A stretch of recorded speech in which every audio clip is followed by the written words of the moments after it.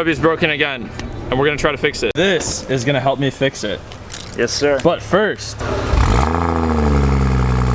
so this is still like VRSF. This is a VRSF street catback, and the 3.5-inch downpipe. But it's a single exhaust. Like yours is a dual. That's why it sounds a little different. Oh, it sounds good. But yeah, no, it's loud for 40 seconds, and then it gets really quiet. Yeah. That's why I'm getting the race. Oh, I love that. And this is like the OEM level burbles, right? OEM level burbles for half a second. All right, by the way, this is Dennis. He also has a YouTube channel. Hi. He doesn't upload that much. Subscribe to me, Workshop. I barely upload, but when I do, it's good sometimes. Yes. No, actually, like 100%. Your videos are good. So I'll put them in the description down below. I'm gonna make some videos on this car, probably. Please do. Like, seriously, your videos are sick. Thank you. All right. Subscribe.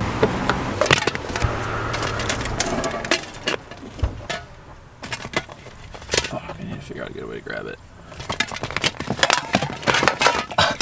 Shut up, dude. You're worried about your limes, bro. Jesus. I bought some limes for my taco. Don't want them to go bad. Yo, could you actually break it down for us? What's your taco recipe? Ground beef, packet of taco seasoning. What kind? From where? Jewel. I don't know. Whatever the one that Jewel sells. It's like McCormick or whatever? Probably. Then what? Then you just make it.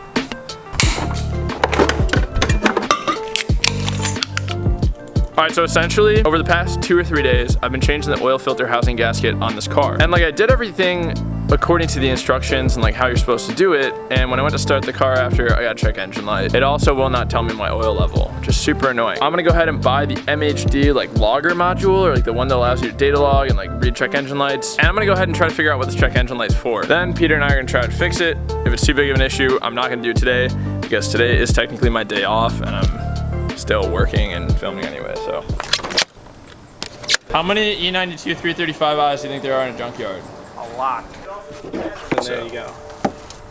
I'm just saying if you. Well, this is the oil filter housing unit. This is like I replaced all the gaskets in here. So there's a gasket in between here, and there's a gasket in between where it bolts up to the block. Okay, but where's the sensor for this? It's underneath. It's like in the oil pan. It's possible that I didn't put the charge pipe on all the way and I have a boost leak, but we're gonna find out really quickly. If that's all it is, it's super lucky. We're gonna be very, very lucky today. If it's something else, then I'm scared. All right, so in order to do this, I have to be connected to Wi-Fi right now, and then I have to go into MHD. Can I just check? Oh. Wait, I don't even need to buy the module, I don't think. Hold on. Let me see. I might be able to just read the codes. Oh, here we go. Read DME codes. Coolant temperature sensor, short circuit to B+, charging pressure control, switch off as consequence. Vanos intake control fault, camshaft stuck, coolant temperature sensor, electrical, short circuit to B+. All right, time to start doing some Google searches. Vanos intake control fault, camshaft stuck. That one's scaring me right here. Okay, so I don't know exactly what this sensor is right here, but I have a feeling that it's like a coolant pressure sensor or something. And I remembered when I was disassembling it that this whole connector was covered in oil. Check this out, show them. Whole connector's covered in oil. And I'm sure that when I reinstalled this, I'm a dummy and I probably got oil inside of it and now it's all yucky. So what I need to do is clean that connector really well, try plugging it back in and see if this works, see if this fixes it. If that doesn't fix it, then I need to probably check and see if I blew a fuse somewhere, because it could have blown a fuse maybe for having too much resistance. I don't really know. You can shake the camera up and down or left and right, whatever you think. So I'm gonna check this out, see how to clean it as best I can, reinstall it and see if that fixes it. What do you think about that? All right, so you think probably hit it with like a garden hose now? Garden hose, okay. So garden hose first, dry it out real good, blow it out with compressed air, plug it back in and test it. Compressor's still running for a minute or two, but I just blew this whole thing out of there, I plugged it back in. It should be clean. We're gonna see what happens.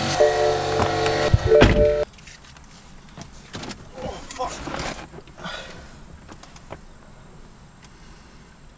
Coolant temperature central electrical short circuit to B+, B positive. Charging pressure control switch off as consequence. Vanos intake control fault, camshaft stuck, engine oil pressure.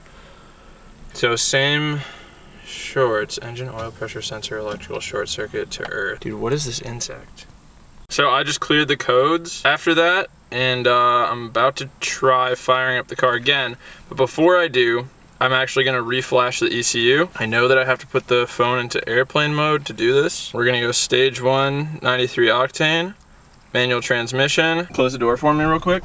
Once I do this, I'm gonna change some options here. I don't want cold start noise reduction. I want half a second of burbles, because that's what Dennis is running and that sounded really good. Aggressiveness, OEM, activation RPM. I'll do it maybe a little bit lower. Maybe we'll do like 1800 RPM. That's it. All right, I'm gonna flash this. Map right, 2 minutes. All right, she's going. Don't do anything with the electrical. Don't touch anything. Literally don't open the door. We can't roll the windows up, nothing. It's flashing. It's gonna erase my old tune and flash the new one. It's done. I gotta wait 30 seconds and we're gonna start up the car and see what happens. Sounds and feels weird. Let's see. Oh, check engine light.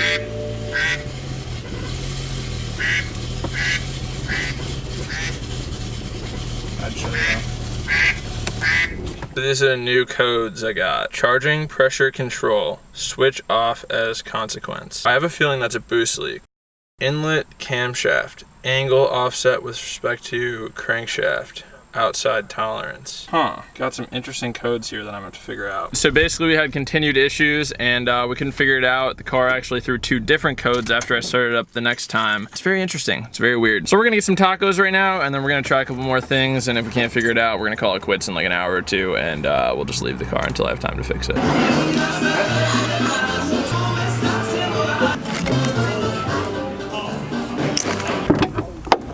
All right, will you grab the bobtail broom for me? All right, so I just gotta reinstall these vanos solenoids that go down in there.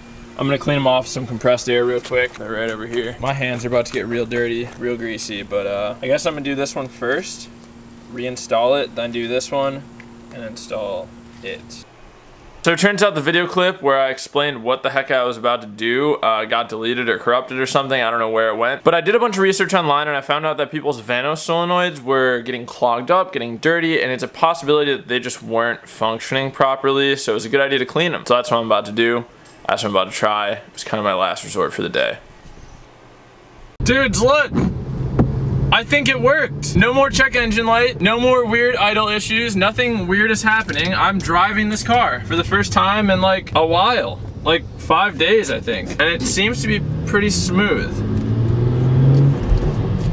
Ooh, that sounds good. So cleaning the vanos solenoids seemed to work. Sorry, it's gonna be really dark in here. I'll try turning on the lights. Cleaning the vanos solenoids, something that I noticed. All you wanna do, I didn't show it, kinda wish I did. All you wanna do is kinda spray them out with compressed air. You don't wanna hit it with a lot of compressed air, just very light compressed air. And I noticed that a ton of little globs, like little chunks of oil came out and just debris. So that must have been it. That must have been the problem. And it seems to run perfectly fine now, which is so amazing. I'm gonna drive it around for about 10 miles and just see, and I'll update you guys in a little bit. But so far it's been fantastic. And like I said, I'll let you guys know how it goes. Thank you. You're more than welcome. Yeah, let me give you this angle of that one, because that sounded crazy.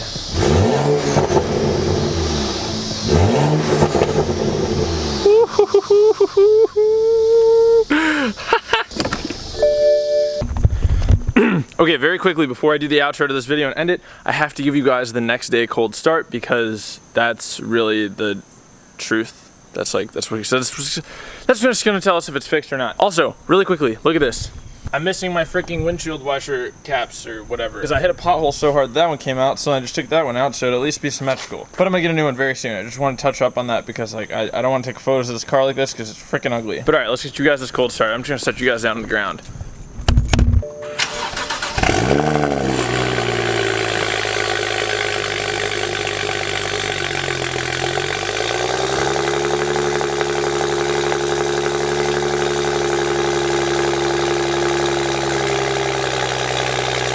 Dude, that is actually so loud. And I mean, other than it revving to like 1300 RPM, sounded fine. It's also not doing any weird like stuttering on startup or idle, so that's good. Oh, maybe it is a little. Any codes?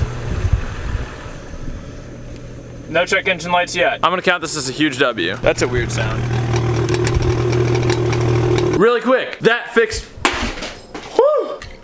Hold on, give me 1 second here, boys. Ugh. All right, so that fixed it actually. All it took was removing the vanos solenoids, spraying them out with some compressed air. Literally, that's it. I used a little bit of Simple Green to actually clean the like electrical connectors, water, and then sprayed those out with compressed air as well, so those were nice and clean and dry. And then I just plugged everything back in, put the vanos solenoids in, cleaned them up, and just that's it. Just bolted them back in. Then I cleared the codes, fired up the engine, and it ripped. It actually did really well. I also changed a couple of things in the MHD tuner, which makes me really happy. As you guys heard with Dennis's car at the beginning, his burbles were like super like crisp and like short. And the reason that they were like that is because he had them set to ½ second burbles on the OEM setting, which is, I had it on OEM, but I had it like 1.5 seconds or something. And now they're just like super like dense, like just such good burbles. You guys just heard it in the revs just there. But yeah, I could not be happier right now. The car is running fantastic. It's fast as it ever has been. It's still fast. And the best of all, it's not broken anymore. I gotta give another huge shout out to Dennis for letting me borrow his cable. I've literally borrowed his cable like 4 times just because I'm being a cheap ass and won't buy one, but I need to buy one of those. I need to buy a couple of parts for the 335, and like I said, huge shout out to Dennis. If you guys want to check out his channel, he has a 335i. You guys saw it in the beginning of the video, but it'll be in the description down below. It's Workshop, and it's not like W-O-R-K, it's like the swag mode, like car culture way of spelling work, so it's W-E-R-Q, like work. Like workshop, like work. But his videos are all really sick. Seriously, like all of his videos are really good. He like took film in high school and everything, and like he just does a really good job with film. Also, shout out to Peter for being here the whole time that I was working and frustrated and kind of freaking out while working on the Bimmer today. So, and that's really all I have to say. So I hope you guys enjoyed this video. I hope you learned something new. I definitely did. If you like this video, please leave a thumbs up. If you learned something, please leave a thumbs up. Also, if you like this video and or learned something, click that subscribe button and the bell. Dude, I've never pushed the bell in my whole life on YouTube. I've never, like, I've clicked it on other channels, but I'm saying like I never tell you guys to click the bell because like I know how annoying that can be. But dude, I'm gonna start doing that. Click the bell. Get all the videos. I upload, I try to do twice a week, but I've been on once a week lately just because that's how things are working out, and I've been really busy with work and trying to take my time editing my videos and making sure they look really good. So click that bell so you guys know when I upload because I'm not really on schedule. And with that being said, that's really all I have to say. So thank you guys for watching. And as I always say, remember to plan, commit, execute, and attain your goals. Bye.